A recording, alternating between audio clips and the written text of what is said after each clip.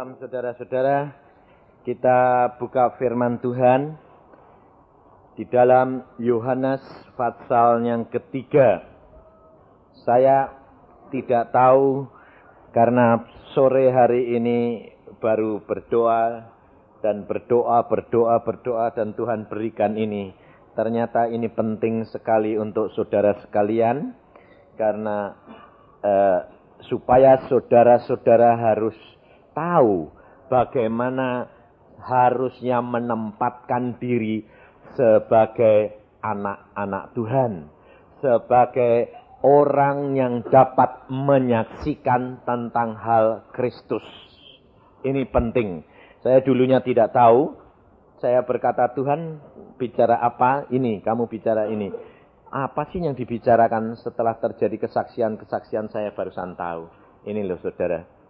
Saya hanya sebagai saluran. Saya bukan orang istimewa. Sama dengan saudara. Saudara tadi mengenal, Yuni bilang apa?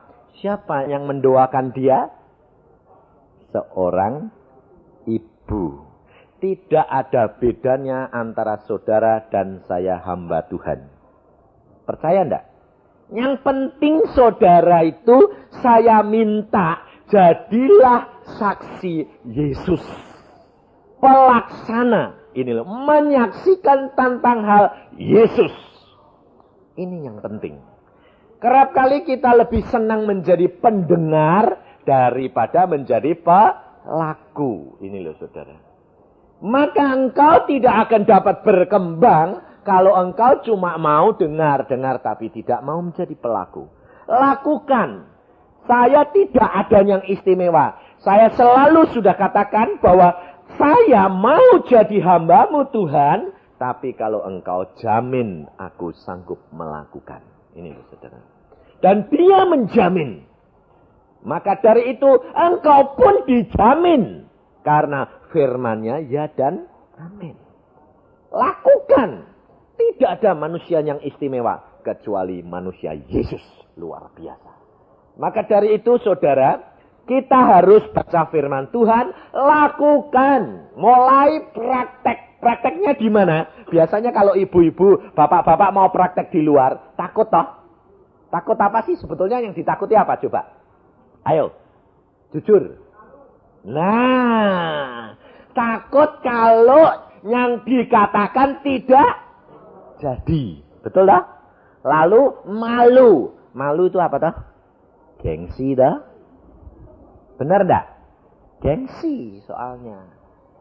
Padahal kalau ditanya pengikut Yesus, iya. Tapi kok malu, gengsi. Loh. Lah kalau gengsi itu kalau yang ditawarkan itu barang palsu, betul enggak? Barang tulen kok gengsi. Tapi nyatanya kalau ibu-ibu ini cari mendemonstrasikan atau mempromosikan barang yang jelek. Lebih pintar apa enggak? Hah? Ayo. Barang cacat itu loh, berlian cacat kalau mau dijual bilang, bagus. Karena apa? Duit soalnya. Ini loh.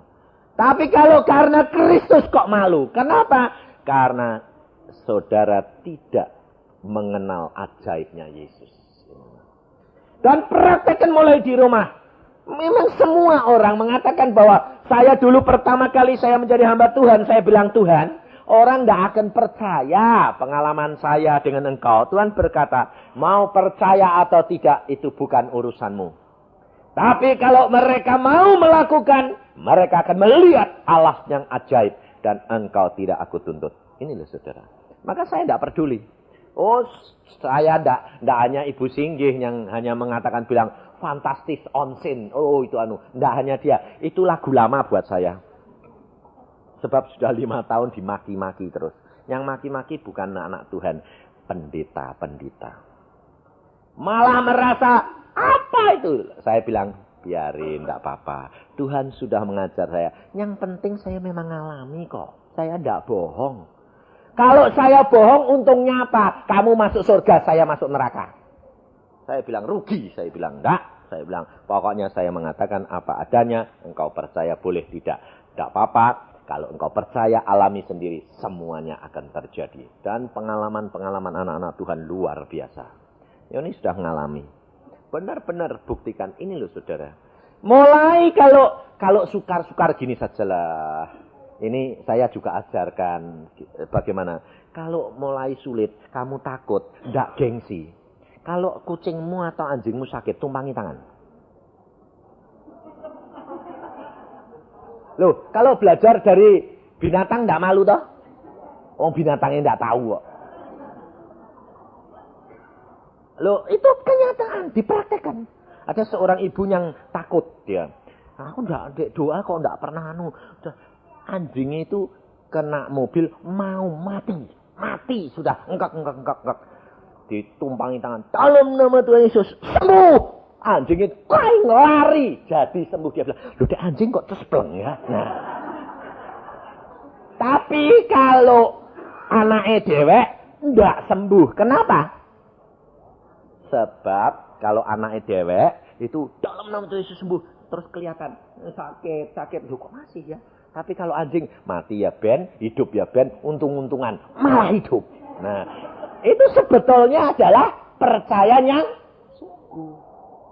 Dan apa yang saya alami yaitu begitu. Anak sakit sudah tambah parah. Dokter mengatakan mati. Saya bilang dalam nama Tuhan Yesus. Tuhan mengatakan stop semua obat.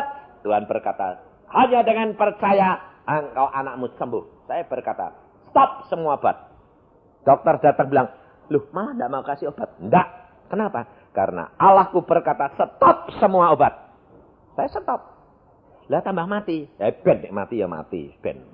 Loh ini Bapak Edan. Kalau masih ada kesempatan ya kasih anu. Enggak, saya ya mau. Tapi karena saya sudah berdoa dan dia sudah berfirman. Stop. Saya bilang. Engkau percaya enggak?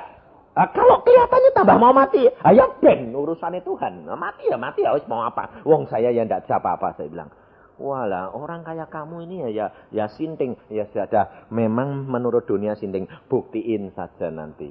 Setelah memang benar-benar mau mati, saat itu malah Tuhan berkata, sembuh. Lalu dari mati, sembuh. Loh. Setelah sembuh, dokter datang. Kok ajaib ya? Ya, pakai apa? Pakai nama Yesus. Dulunya piye? Mau mati. Setelah mau mati, ya sembuh. Ya, itu caranya Yesus. Ya toh? Yoni juga 4 kali masuk kamar mayat. Kalau tidak masuk kamar mayat, tidak hidup lagi dia. Itu memang gitu. Kalau Yesus mau bertindak, maka Yesus bertindak di dalam namanya sendiri. Firman-Nya digenapi. Ini terjadi di mana banyak kesaksian sudah disebarkan. Yang sudah mati 48 jam mati. Jadi 48 jam itu 2 hari 2 malam dah. Sudah mati. Saudara-saudara banyak baca toh kesaksian?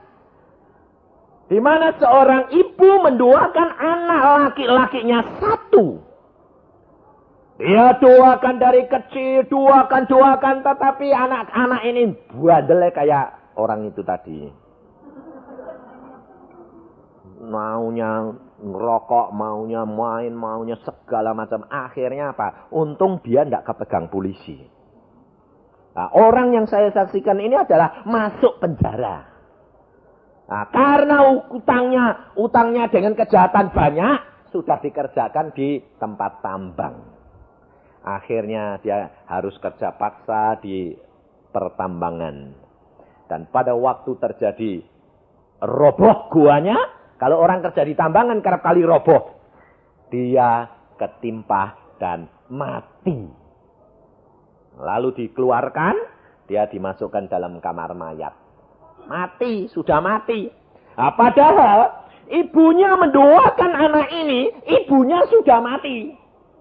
Dan pada waktu ibunya meninggal, anak ini belum bertobat.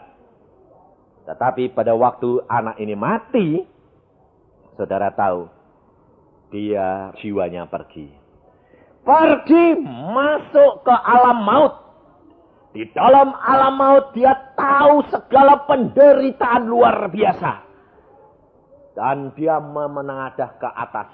Dia teriak, ibu. Dia teriak, ingat ibunya dulu berdoa. Dan dia lihat ibunya di surga, di Firdaus. Luar biasa sukacitanya ibunya. Ibunya sukacita, dia menderita. Lalu dia berkata, ibu engkau berdoa untuk aku. Lalu dia teriak, Tuhan tolong aku, ampuni aku. Dan itu jiwa itu belum, ternyata saudara tahu. Dia berteriak pada saat itu. Tuhan mengatakan, kamu kembali. Dan pada waktu orang ini mau dimasukkan kubur. Jadi dari kamar mayat digotong. Dari kamar mayat digotong. Nah, orang dua yang gotong ini, yang satu itu kepleset. Yang di belakang ini kena ada air, licin, kepleset, jatuh. Orang yang digotong ini jatuh kepalanya dulu. Grudak. Waktu kebentur sama lantai, orang ini bilang, aduh. Lalu yang gotong, hidup, urip. Dia bilang, aduh, kepalaku benjol. Dia bilang, loh kamu ini tidak mati. Loh, aku hidup. Dia bilang gitu. Loh, kamu ini sudah 2 hari 2 malam loh di kamar mayat. Iya, aku memang sudah berangkat ke sana, lihat alam maut, tapi aku ketemu ibuku dan Tuhan mengatakan kembali dan dia hidup, saudara. Dan setelah hidup dia menceritakan semua pengalamannya. Dia menjadi seorang penginjil. Yang asalnya orang bobrok. Loh, kalau orang tidak bodolan, itu tidak bisa mengalami kenyataan yang nyata. Betul tidak? Betul. Nah iya, ibu-ibu tidak ngalami toh, karena merasa baik. Yang ngalami bodolan semua. Iya toh. Kalau kita merasa diri kita baik, kita tidak akan mengalami apa-apa dengan Yesus. Tapi kalau kita merasa dan tahu bahwa keadaan kita tidak karuan, kita akan teriak dan tolong dan mau membuktikan Alkitab ini ya dan amin. Engkau akan mengalami luar biasa. Allah kita adalah Allah yang luar biasa. Kita belajar firman Tuhan di dalam Yohanes pasal 3 ayat 22 mulai. Kesaksian Yohanes tentang hal Yesus. Ini loh. Fungsi kita sebagai orang yang menyaksikan tentang hal Yesus. Jangan sampai kita mencuri kemuliaan Yesus.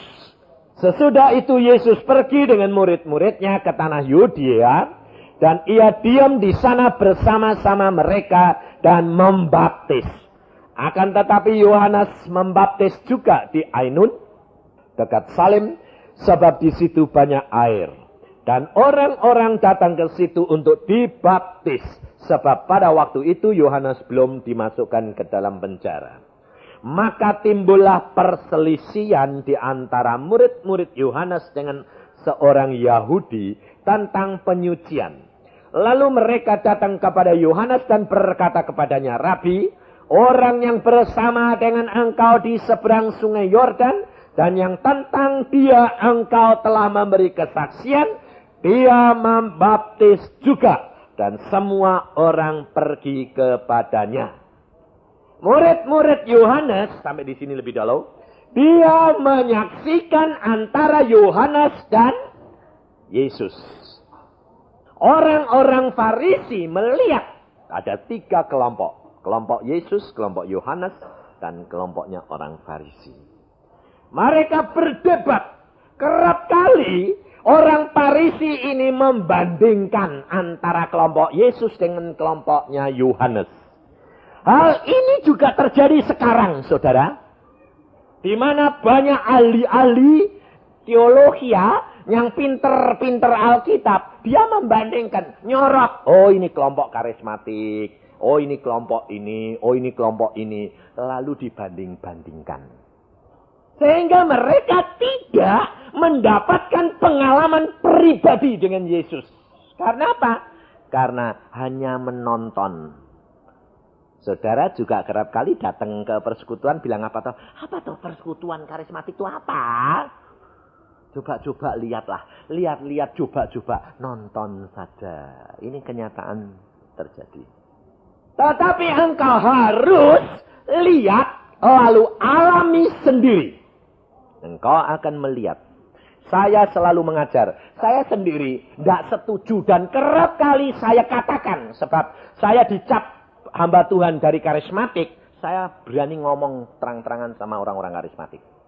Kadang-kadang adalah terlalu emosional. Bukan Tuhan. Tetapi emosinya sendiri yang ditonjolkan. Sehingga mengakibatkan ekses-ekses yang tidak karu-karuan.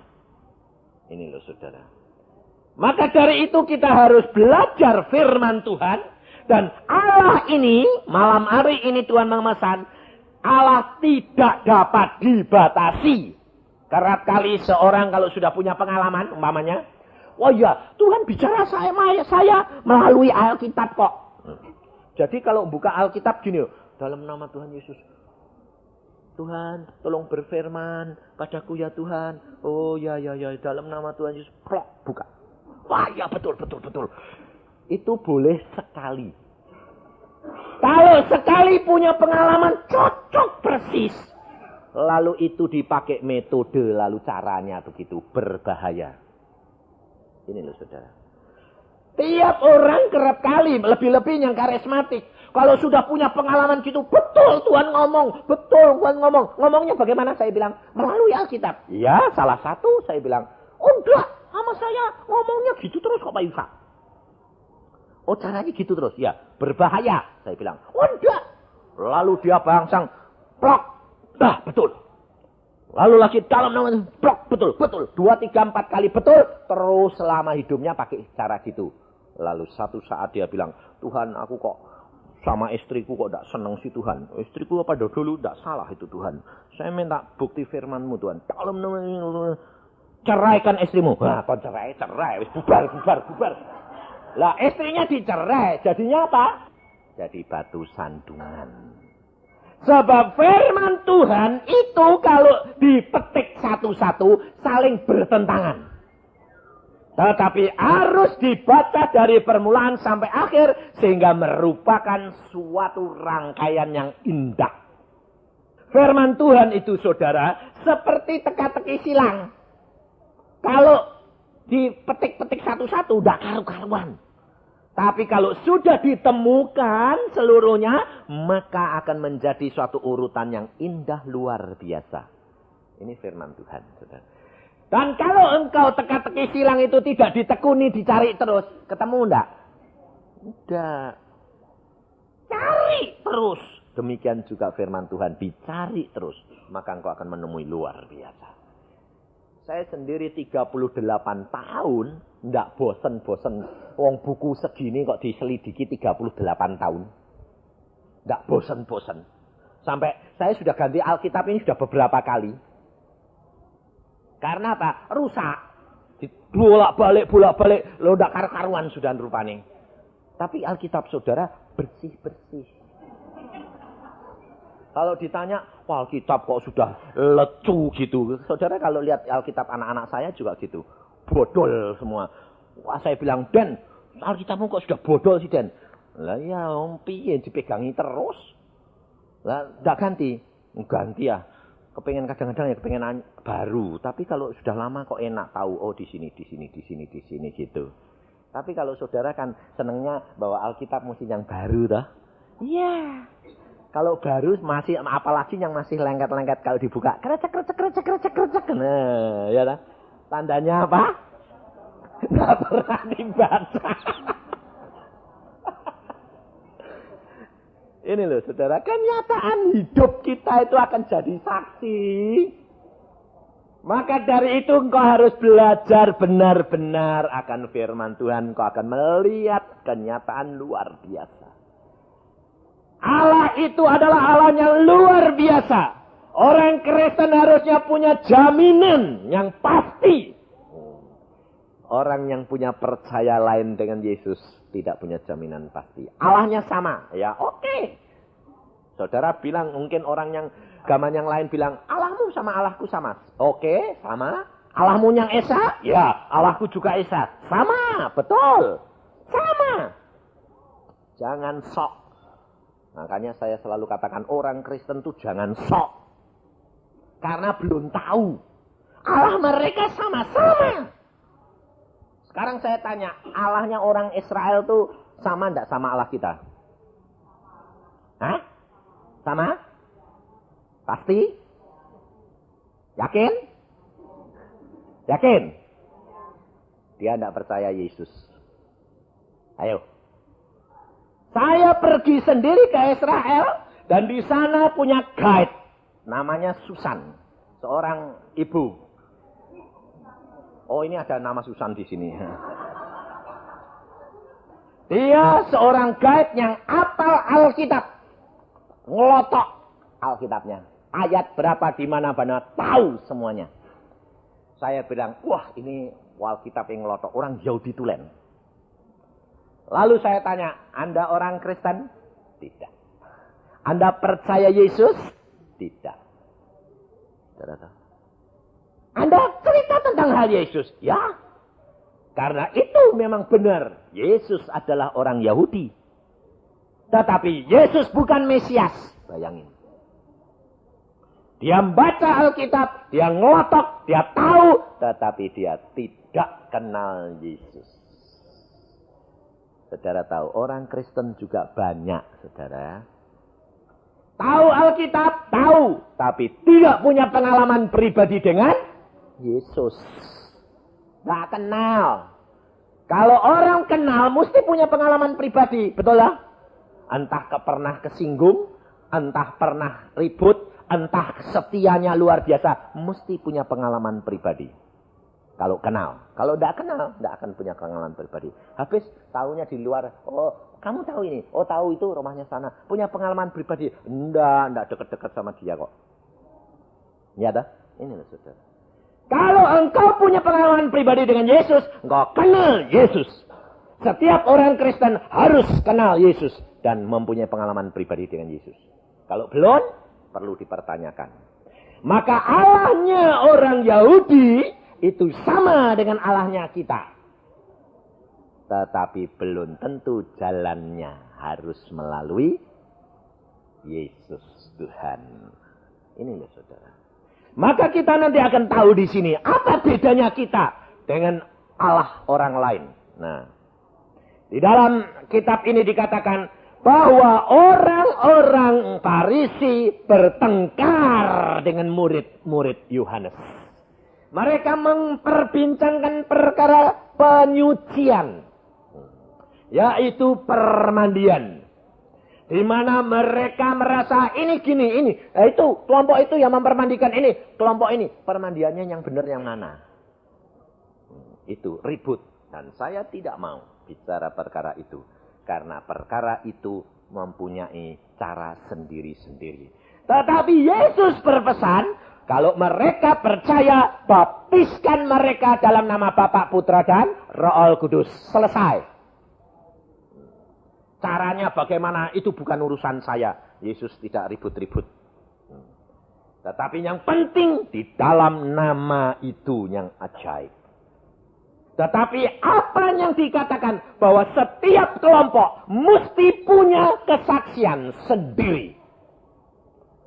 Jadi kalau saudara masuk di dalam kelompok persekutuan doa, jangan ikut-ikutan.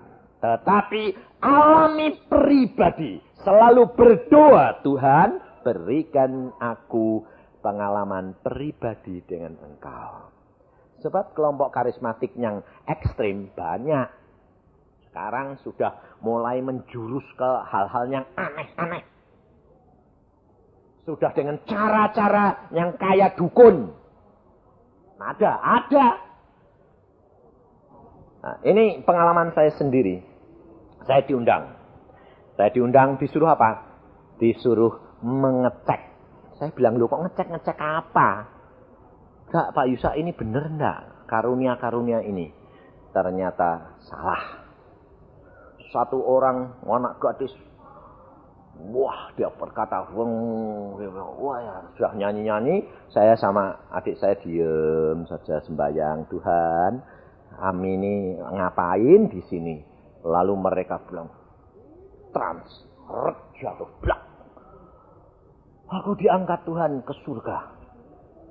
Wah, sudah naik ke surga dia. Lihat ini. Wah, kamu tidak ada di surga. Yang ini ada. Wah, yang ada seneng. Yang tidak ada bingung. Aku kok tidak ada? Dia ribut. Waduh, saya diam saja. Saya tidak ikut-ikut. Kemudian dia bilang, semua orang di sini percaya. Tapi hanya 2 orang yang tidak percaya. Saya mulai lihat adik saya. Saya sama kamu mungkin yang tidak percaya. Yang lain semua sudah percaya. Lalu dia sudah mengatakan, aku Yesus. Bayangin. Nyembah semuanya. Sebabnya apa? Setelah dia mengatakan, aku Yesus. Setelah itu dia bilang apa?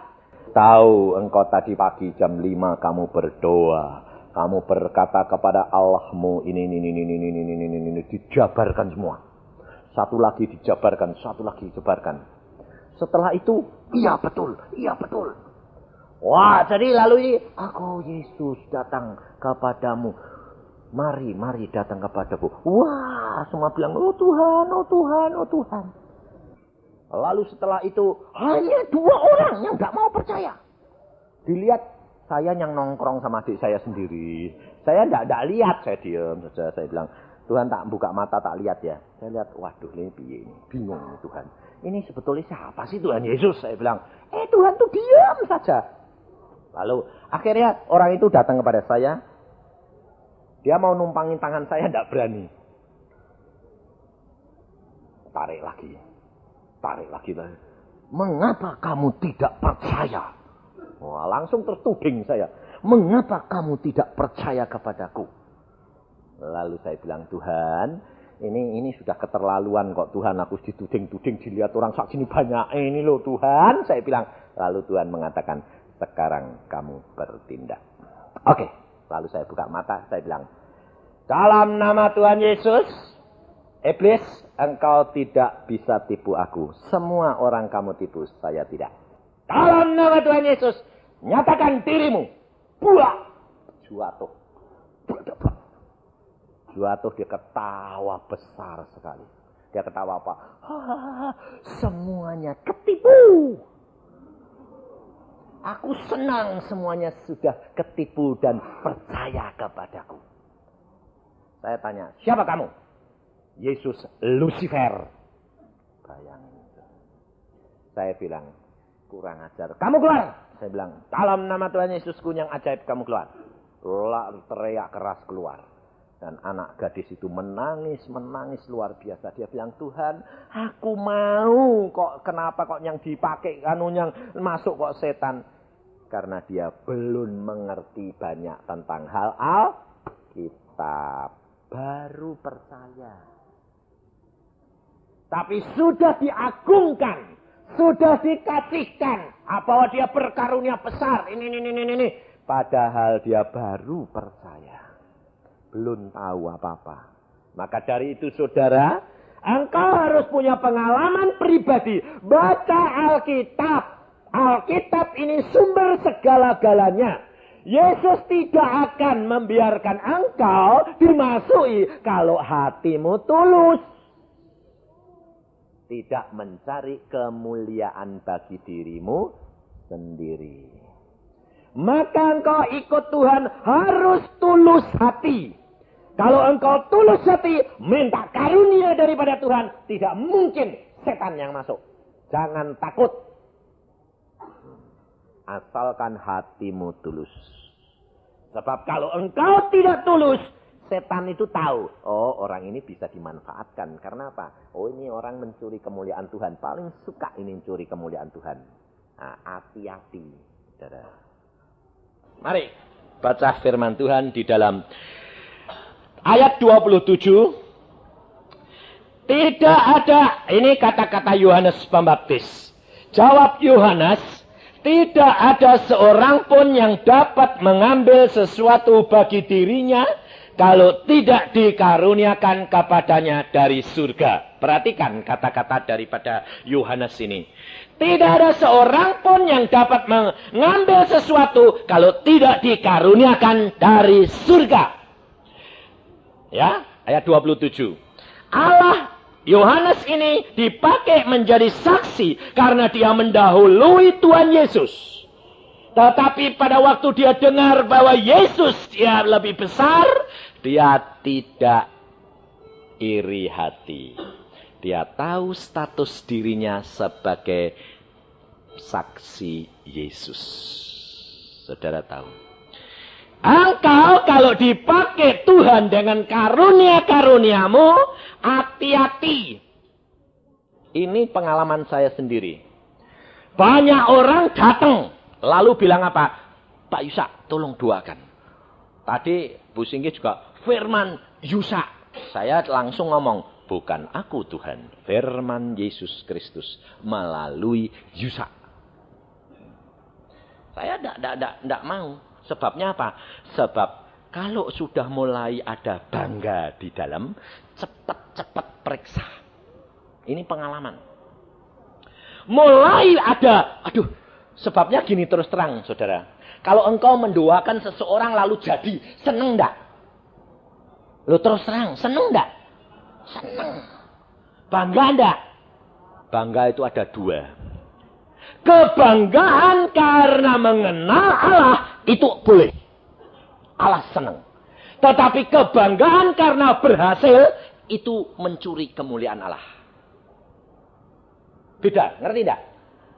Bangga karena engkau mengenal Allah, punya pengalaman pribadi dengan Allah, dan engkau merasa menyanjung Yesus, merasa berterima kasih, merasa bangga karena Yesus senang sama kamu, itu senang Bapak. Tapi kalau kamu bangga karena hasil, itu mencuri kemuliaan Allah. Saya kerap kali terus terang, setiap kali habis pelayanan, saya duduk diam di bawah kaki Tuhan.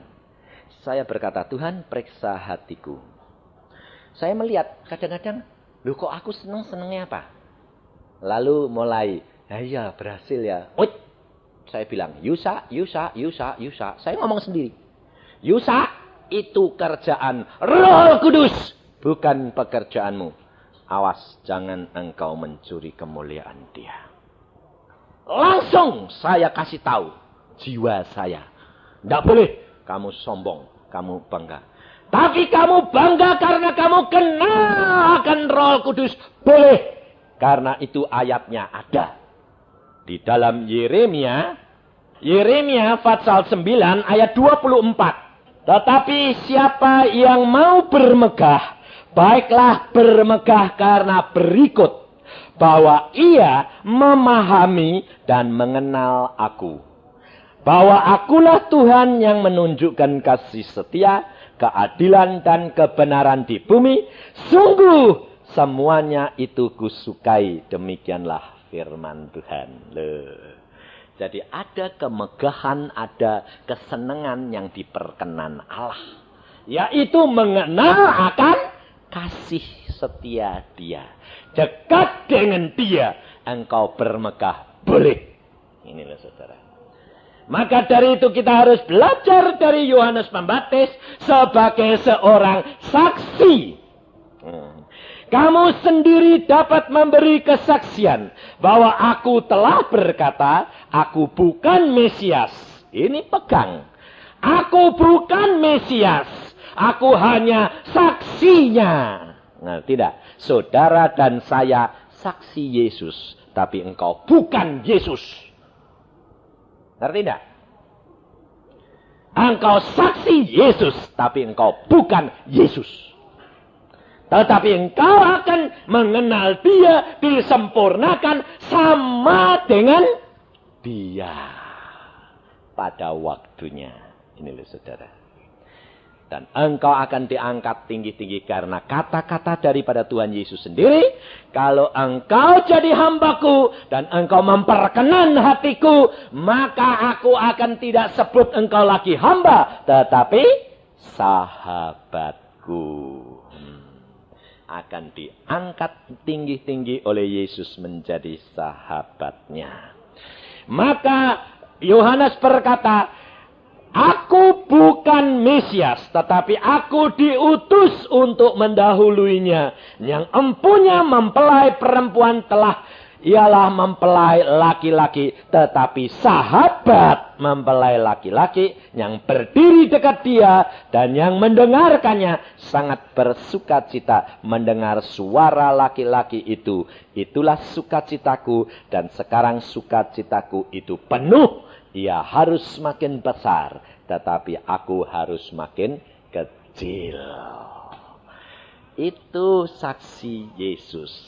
Kerap kali kita nyanyi toh, dia harus makin bertambah, ya toh?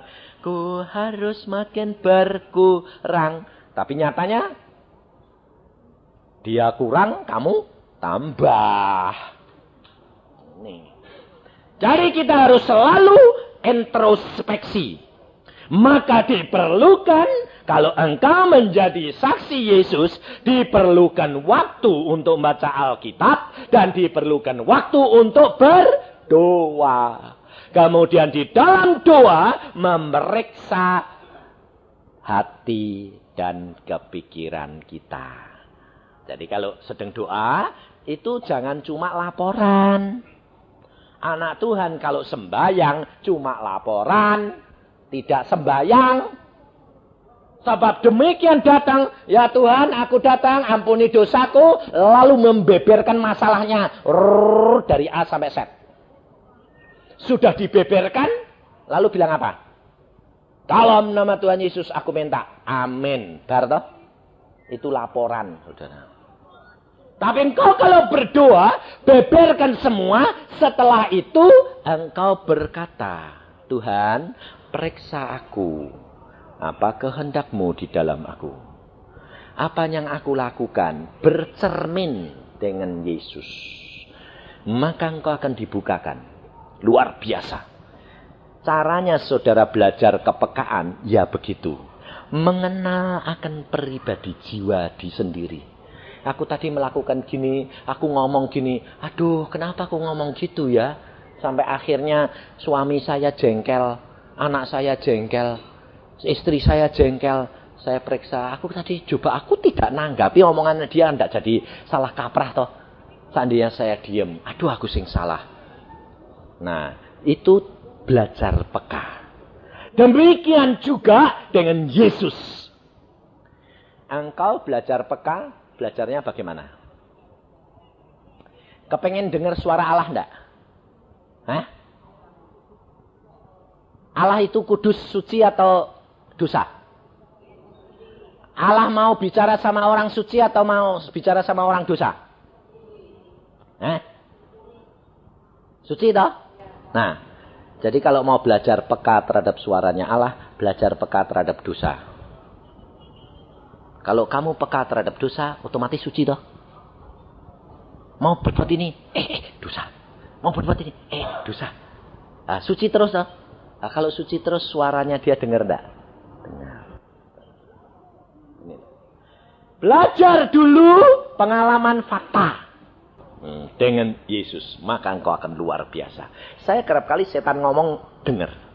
Dalam persekutuan gini nih, saya sembahyang, kalau setan ngomong bisik-bisik saya dengar. Aneh enggak? Saya sampai kadang-kadang, siapa sih yang bisik-bisik? Saya tidur di Tawangmangu, saya sedang sembahyang sendiri. Tuhan, ini loh keadaanku ini lelah, gini. Ada orang ngomong, iya, ini kan tempatku. Kenapa kamu tempati? Saya bilang, ini yang ngomong kurang ajar. Siapa ya? Tak tunduk, setan, kurang ajar. Kamu nongkrong di situ ya? Ayo keluar. Nggak bisa, ini tempat saya. Saya kan yang punya ruangan ini. Saya hamba Allah dan Yesus Kristus Raja sudah mengalahkan engkau. Dalam nama Yesus, keluar. Aku punya hak. Ngomel. Ngomong tempatku kok diusir. Tapi dia ngomong-ngomong gitu tapi lari. Saya bilang, Tuhan, tadi kok setan? Iya, dia ada di sini. Tidak apa-apa, biar dia ngomel karena kepanasan, karena ada kamu. Jadi kalau ada terang, anak-anak Yesus. Yesus berkata apa? Engkau adalah terang dunia. Setan itu sakit sekali kalau kena sinarnya Allah. Daratan. Ada seorang yang jahatnya di dunia luar biasa. Lalu dia mati, dia ngutuki Allah. Dia berkata gini, Allah engkau tidak adil. Kenapa kamu masukkan tempat yang paling dalam, di dalam alam maut ini. Gelap gulita. Tapi engkau di tempat terang. Kalau engkau adil, coba aku bawa ke tempat surga, tempatmu. Lalu pada waktu itu Tuhan berkata, hei manusia, kau mau lihat keadilanku?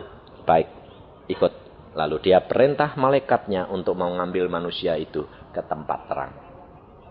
Pada waktu dia dibawa ke hadirat Allah, tempat yang terang, dia teriak-teriak bagaimana? Sakit, sakit, sakit. Tambah dekat Allah, tambah terang, dia berteriak, sakit, sakit. Aku tidak kuat terhadap terangmu ini. Lalu Allah berkata, aku adil tidak kalau aku tempatkan kamu di tempat yang paling gelap. Dia berkata, betul Allah, ternyata engkau adil. Aku selama di dalam dunia penuh dengan kejahatan. Dan ini tempatku yang paling dalam dan itu yang paling lumayan. Dibandingkan kalau aku di tempat terang. Aku tersiksa oleh sinar terangmu. Ini saudara. Jadi nanti di dalam surga pun ada tingkatan-tingkatan.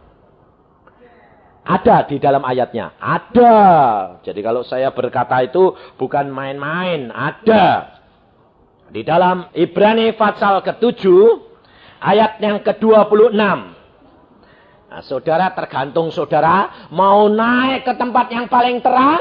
Atau mau naik yang remeng-remeng sajalah. Tidak apa-apa. Sebabnya apa? Kalau di tempat yang paling terang tidak kuat. Karena apa? Di dunia tidak terang. Makanya kalau seneng orang-orang kalau yang seneng main gelap-gelapan hati-hati. Di sananya tempatnya gelap. Ya dah. Kalau yang seneng terang, terang ya. Tapi terangnya itu macam-macam. Ada yang putih, ada yang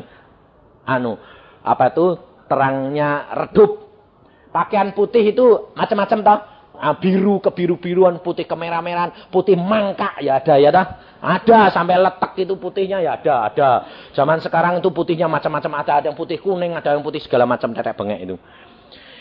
Sebab imam besar yang demikian, ya Ibrani 7:26, yang kita perlukan yaitu yang saleh, tanpa salah, tanpa noda, yang terpisah dari orang-orang berdosa dan lebih tinggi daripada tingkat-tingkat surga. Ada enggak tingkat-tingkatannya? Hah? Ada. Lah kamu mau masuk tingkat yang mana? Hah? Atas. Wah. Kepengen di atas. Kalau atas duduk bersama dengan Yesus harus saleh, tidak berdosa. Maka itu saudara tahu, di dalam dunia sekarang ini engkau harus berjuang. Sekolah, dididik, berjuang untuk mencapai tingkat yang teratas. Nanti coba, nanti kalau sudah pada pulang semua, ketemu di mana? Ya toh? Makanya saya itu terus terang berjuang. Saya bilang, Tuhan, saya bawa firman lo. Tapi aku tidak mau kalah sama mereka. Nanti tahu-tahu, selamat datang. Lah, dia naik terus, saya ketinggalan. Tidak mau aku bilang gitu. Aku mau Tuhan bersama dengan engkau. Lalu Tuhan mengatakan, baca firman, lakukan. Periksa diri terus menerus. Maka akan meningkat ke tingkat yang lebih tinggi. Firman Tuhan selanjutnya berkata apa? Ada hal yang penting setelah kita menyadari bagaimana kedudukan kita sebagai seorang saksi. Perhatikan. Jaminan Allah di dalam Yesus Kristus. Ayat yang ke-32. Ia, Yesus, memberi kesaksian tentang apa yang dilihatnya dan yang didengarnya. Tetapi tak seorang pun yang menerima kesaksiannya itu. Siapa yang menerima kesaksiannya itu, ia mengaku bahwa Allah adalah benar. Sebab siapa yang diutus Allah, dialah yang menyampaikan firman Allah. Karena Allah mengaruniakan rohnya dengan tidak terbatas. Perhatikan. Yesus itu nabi atau tidak? Hah? Loh, saudara tahu Yesus itu nabi apa tidak? Nabi. Apa bedanya Yesus dengan Nabi Musa? Apa bedanya Yesus dengan Nabi Muhammad? Nabi Gongcu? Ayo. Nabi Buddha? Nabi William? Apa bedanya dia dengan nabi-nabi yang lain? Hah? Dia ada ini loh. Allah mengaruniakan rohnya tidak terbatas. Bedanya. Kenapa dibedakan? Karena Allah tahu bahwa nabi-nabi yang lain itu tidak dapat melakukan syarat-syarat agamanya. Dan Yesus dikirim ke dalam dunia, dia harus sanggup melakukan syarat agama orang Yahudi. Karena dia lahir menjadi bangsa Yahudi, maka dia harus menggenapi syaratnya Musa. Musa sendiri tidak sanggup, tapi Yesus sanggup. Karena dia diberikan roh Allah yang tidak terbatas. Karena dia diutus oleh Allah pribadi. Maka dari itu, ini bedanya. Jaminan orang Kristen adalah lebih daripada yang lain. Agama lain tidak menjamin. Cuma menganjurkan bagaimana cara masuk ke surga. Tapi Yesus menjamin. Karena apa? Karena ditulis di dalam Alkitab. Disaksikan oleh Yohanes Pembaptis. Ayat 35. Bapa mengasihi anak dan telah menyerahkan segala sesuatu kepadanya. Barang siapa percaya kepada anak, ia beroleh hidup yang kekal. Tetapi barang siapa tidak taat kepada anak, ia tidak akan melihat hidup, melainkan murka Allah tetap ada di atasnya. Ini kesaksian Yohanes Pembaptis. Karena Yohanes Pembaptis itu adalah punya rohnya Elia. Tapi bukan jiwa Elia. Di dalam kehidupan kekristenan tidak ada inkarnasi. Di dalam agama yang lain ada inkarnasi. Yang dinamakan inkarnasi adalah jiwa orang itu kembali. Tapi di dalam Alkitab jiwa tetap. Yang masuk di dalam Yohanes Pembaptis rohnya Elia, tapi bukan jiwanya Elia. Jiwanya adalah jiwanya Yohanes Pembaptis, tapi rohnya Elia. Buktinya di mana? Di dalam Alkitab pada waktu Yohanes Pembaptis di dalam penjara, dia suruh muridnya tanya kepada Tuhan Yesus, tanyakan, apakah engkau yang akan datang? Loh, pada waktu dia di dalam penjara, di dalam penderitaannya, rohnya sudah mulai tidak peka, jiwanya tidak kenal Yesus. Dia tanya, apakah engkau yang akan datang? Ini jelas jiwa Yohanes, bukan jiwanya Elia. Tapi rohnya adalah roh Elia.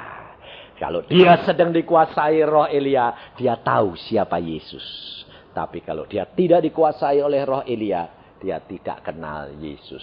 Saudara tahu. Demikian juga saudara, kalau engkau tidak hidup di dalam Roh Kudus, engkau tidak kenal Yesus. Tidak bisa melihat sifat perangai Yesus yang asli. Alkitab firman Allah engkau tidak bisa baca, mengerti kalau tidak roh Allah yang memberikan pengertian. Ini jelas. Maka kalau jaminan kita terdapat di dalam Yohanes pasal yang ke-17 ayat yang ketiga. Jaminan kalau engkau percaya Yesus, maka engkau akan beroleh hidup yang kekal. Tapi kalau engkau tidak percaya, maka murka Allah tetap tinggal. Kenapa? Karena tidak ada seorang pun yang bisa menggenapi syarat-syarat Taurat. Hanya Yesus yang dapat memberikan ampunan. Di dalam ayat 3, Yohanes 17, inilah hidup yang kekal. Loh, ini loh jaminannya. Inilah hidup yang kekal itu. Yaitu bahwa mereka mengenal Engkau satu-satunya Allah yang benar dan mengenal Yesus Kristus yang telah Engkau utus. Jaminan orang Kristen itu sudah pasti. Mengenal Allah dan melalui percaya akan Yesus Kristus. Maka engkau pasti dapat hidup yang kekal. Ini saudara. Maka sekarang banyak Tuhan menjangkau anak-anak Tuhan, dijadikan anak-anak Tuhan melalui orang-orang yang ahli penyelidikan kitab-kitab suci yang lain. Yusuf Roni diambil oleh Tuhan melalui Al-Quran. Dia ahli Al-Quran. Liking orang Ambarawa, anaknya lucu. Ahli Alkitab Gongcu. Dijangkau Tuhan. Kenapa? Ayo, saudara orang Kristen jangan sok. Engkau akan bisa ketinggalan kepada mereka. Jangan dikira bahwa mereka itu tidak disayang Tuhan. Sayang Tuhan. Orang dari agama lain. Kalau mereka mau mencari kebenaran yang sungguh. Liking itu orang yang cari kebenaran yang sungguh. Ya berkata, mana kebenaran itu? Lalu belajar terus. Dan waktu ketemu saya bilang, engkau sudah benar. Tapi belum ketemu kebenaran. Loh, sebabnya apa? Engkau harus ketemu dia yang berkata, akulah jalan, kebenaran, dan hidup. Tidak ada seorang pun sampai kepada Bapa kalau tidak melalui aku. Dia dengar gitu kaget ya. Ada. Yang bilang begitu ada. Ada. Siapa? Yesus. Yesus ngomong gitu. Iya. Mana ayatnya? Baca. Kenapa? Karena dia dari surga turun. Dia kembali ke surga. Dia tahu jalannya. Manusia, nabi-nabi yang lain belum pernah tahu jalannya. Dia bilang apa? Mari ke surga. Caranya begini. Jalannya apa? Aku sendiri belum sampai. Perhatikan. Muhammad selalu kalau memesan jemaatnya bilang apa? Doakan saya. Supaya aku masuk ke surga. Nabi yang lain. Gongcu pun bilang. Cari jalan kebenaran. Maka engkau akan sampai. Dia belum tahu. Kuan Im sendiri. Tidak tahu. Ini kalau saudara tidak percaya boleh tanya seorang hamba Tuhan yang dipanggil Allah melalui ibunya. Ibunya adalah seorang pengikut Kuan Im yang setia. Dia nyembah Kuan Im luar biasa. Dan pada waktu dia sakit keras, dia berdoa begini. Tolong aku Kuan Im, maka aku akan sampai mati ikut engkau. Kuan Imnya turun. Dia sembuhkan seorang ibu ini. Dan sejak itu dia setianya luar biasa kepada Kuan Im. Tapi seorang penginjil datang ke kota itu, ke desa itu, menginjil. Lalu anaknya kecil-kecil turut sekolah minggu. Lalu orang tua ini berkata, kamu kemana? Sekolah minggu. Mah, ternyata luar biasa loh mah. Ada Yesus yang namanya Yesus itu naik turun surga. Dia yang bawa keselamatan mah. Dia gini. Mah, loh, kok turut-turut? Iya mah, kok luar biasa. Ya coba tak tanya ke sama Kuan Im. Mamahnya ini sembayang. Kalau sembayangan tengah malam. Sembayang. Kuan Imnya datang, sungguh datang. Dia tanya, Kuan Im. Anakku ini kok kenal ada namanya Yesus itu siapa? Saudara tahu. Kuan Im berkata apa? Ayo engkau ikut aku. Engkau tak ajak lihat. Dia diajak naik. Dia lihat dari jauh. Kamu lihat itu apa? Waduh, istana putih. Luar biasa indahnya. Aku mau kepingin masuk sana. Tidak bisa. Kenapa? engkau bukan pengikutnya Yesus. Lalu tak coba. Ya, kalau tidak percaya boleh coba. Dia datang. Mau masuk ke istana itu. Menginjak lantainya, mental kembali. Menginjak lantainya, mental. Sampai 3 kali. Dia jatuh. Dia tidak sanggup menginjak lantainya kerajaan surga. Lalu dia mundur. Dia sebelahnya Kuan Im. Dan dia bilang, Kuan Im, kenapa? Kok enak ya, bagus di sana ya. Kuan Im berkata, perhatikan sebentar lagi. Lalu datang kereta, bagus. Orang yang turun semua pakai pakaian putih. Yesus di depan dan belakang pengikutnya. Semua dengan sukacita masuk ke dalam kerajaan surga. Nginjak itu dengan santai. Semuanya masuk. Dia tanya sama Kuan Im, kenapa bisa begini? Kuan Im berkata, semua agama akan lenyap kecuali Yesus punya. Tapi engkau tidak boleh mengingkari janji. Kau sudah janji turut aku. Kau harus turut aku sampai mati. Lalu dia bangun, dia bilang sama anaknya, pagi itu semua anaknya dikumpulkan. Turut Yesus, selamat. Turut Yesus masuk istana. Turut Yesus masuk istana. Loh mah, mau turut. Aku sudah terlanjur janji. Kamu saja yang selamat. Aku binasa, tidak apa-apa. Kalau tidak percaya, namanya Boksu Sefanya. Sekarang jadi hamba Tuhan. Dia berkata, aku bisa jadi hamba Tuhan, diteguhkan menjadi Kristus, anak Kristus. Karena ibuku yang menyaksikan sendiri. Ini saudara, tinggal terserah kehidupan saudara. Mau masuk istanakah? Mau masuk di mana? Itu pilihan Anda. Masuk istana? Iya. Di mana? Halamannya saja. Ya silahkan. Saya mau duduk dengan Yesus di dalam istananya. Mau pilih mana? Berjuang di dalam pendidikan di dalam dunia untuk mencapai tingkatan yang sempurna. Amin. Mari kita berdoa.